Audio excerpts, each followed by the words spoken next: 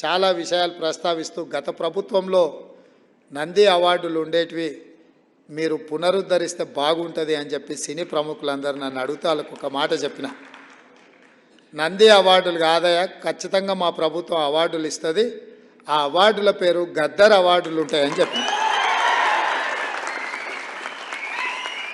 తెలంగాణ రాష్ట్రంలో కవులకు, కళాకారులకు, సినీ ప్రముఖులకు రాష్ట్ర ప్రభుత్వం తరఫున అధికారికంగా ఇచ్చే అవార్డులకు గద్దర్ అవార్డ్స్ అనే పేరు పెట్టి గద్దర్ అన్నను గౌరవించుకుందామని చెప్పి ఈ వేదిక మీద నుంచి చెప్తున్నా. ఇదే శాసనం, ఇదే జీవో అని చెప్పి, నా మాటనే జీవో